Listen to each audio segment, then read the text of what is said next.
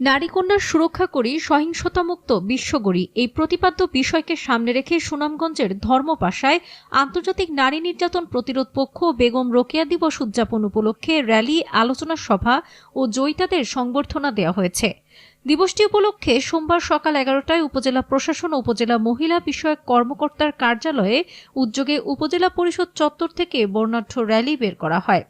র্যালিটি উপজেলা সদরের বিভিন্ন গুরুত্বপূর্ণ সড়ক প্রদক্ষিণ করে উপজেলা পরিষদ সম্মেলন কক্ষে আলোচনা সভায় মিলিত হয়। আলোচনা সভায় উপজেলা নির্বাহী কর্মকর্তা মোহাম্মদ গিয়াসউদ্দিনের সভাপতিত্বে ও উপজেলা মহিলা বিষয়ক কর্মকর্তা ফাহিমা খানমের পরিচালনায় বক্তব্য দেন উপজেলা সহকারী কমিশনার ওলিদুজ্জামান, উপজেলা কৃষি কর্মকর্তা আব্দুল্লাহ আল মাসুদ তুষার, শেলবরস ইউপি চেয়ারম্যান গোলাম ফরিদ খোকা, জনতা মডেল উচ্চ বিদ্যালয়ের প্রধান শিক্ষক আব্দুল মালেক খান, সমকাল প্রতিনিধি এনামুল হক, এনজিও প্রতিনিধি মনিরুজ্জামান, অনিন্দিতা দাস, তথ্য সেবা কর্মকর্তা বিথি সরকার, লঙ্কা পাথারিয়া সরকারি প্রাথমিক বিদ্যালয়ের প্রধান শিক্ষক নিয়তি রানী তালুকদার প্রমুখ।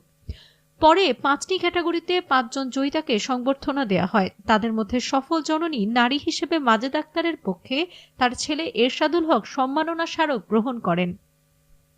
অন্যান্যের মধ্যে অর্থনৈতিকভাবে সাফল্য অর্জনকারী নারী হিসেবে আসমা আক্তার, শিক্ষা ও চাকুরির ক্ষেত্রে সাফল্য অর্জনকারী নারী হিসেবে জেসমিন আক্তার, নির্যাতনের বিভীষিকা মুছে ফেলে নতুন উদ্যমে জীবন শুরু করা নারী হিসেবে তানজিলা চৌধুরী ও সমাজ উন্নয়নে অসামান্য অবদান রাখায় সুপ্তা রানী দাসকে জয়িতা হিসেবে সংবর্ধনা দেওয়া হয়। জয়িতা মাজেদ আক্তার ও আসমা আক্তার ওই দিন জেলা পর্যায়েও শ্রেষ্ঠত্ব অর্জন করে সম্মাননা গ্রহণ করেন।